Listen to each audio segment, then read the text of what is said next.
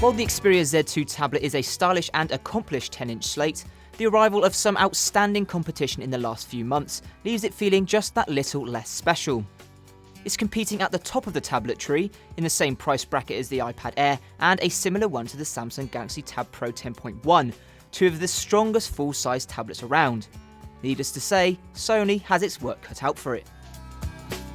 Sony hasn't messed with the basic design of the original Xperia tablet here, and that's fine by us. It's slightly slimmer and lighter than before, but holds the same design language as modern Sony devices, and we'll happily say that this is the best looking Android tablet around. The screen is surrounded by some pretty hefty bezels that make the screen look smaller, almost giving it the look of a very small Bravia TV.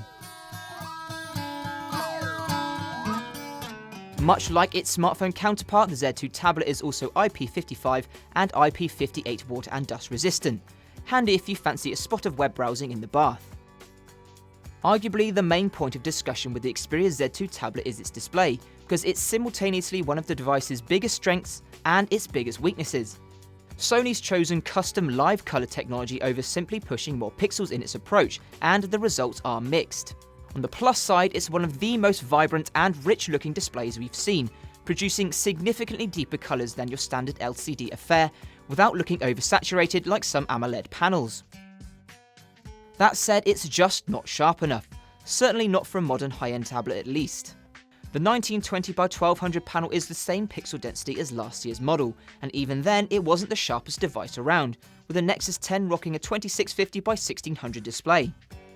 This has become the standard for premium 10-inch tablets now, making Sony's decision to go with the same 224 ppi screen all that much harder to swallow. It still looks good in general use, but boot up a web page or book and you will notice the difference in sharpness. The deep colours of the Z2 tablet make it a great device for watching movies on though, as does another of its special features, front-facing stereo speakers. They're not hugely loud and definitely lack in the way of bass, but they're clear enough and give a decent amount of sound separation. Thanks to some solid internal hardware, the Xperia Tablet Z2 is a blazingly fast piece of kit. This is all thanks to a top-of-the-range Snapdragon 801 chip, clocked at 2.3 GHz and backed up by a more than generous 3 GB of RAM, the same you'll find in the Z2 smartphone. Home screen transitions are silky, full web pages load effortlessly, and 3D games perform with aplomb. With an average Geekbench 3 score of 934 single-core and 2752 multi, it's right near the top of the pile in terms of performance, and in the hand, the Xperia Z2 tablet flies. The 6000 mAh battery might seem a bit small compared to what we've seen for most recent high-end tablets, and it is, in fact, the same unit found in last year's Xperia Tablet Z. It's the new Snapdragon 801 that makes the difference here though, as well as the lower resolution display. In general use, it will see you through a solid 2 days, and the return of Sony's stamina mode means you can squeeze out further juice when power levels get dicey.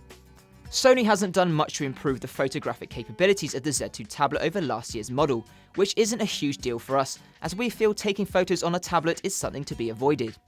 The flashless 8MP lens on the rear can take some solid but unspectacular snaps, and even though it's been fitted with an external RS sensor, don't expect anything other than murky results when shooting in less than optimal conditions.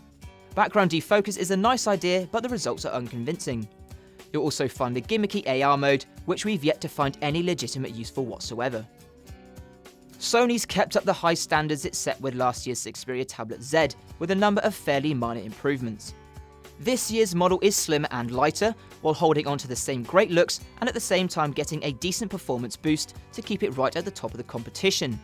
Sadly though, with the iPad Air and a whole range of new and improved Samsung slates now on the scene, the Xperia Z2 tablet just doesn't impress as much as its predecessor did.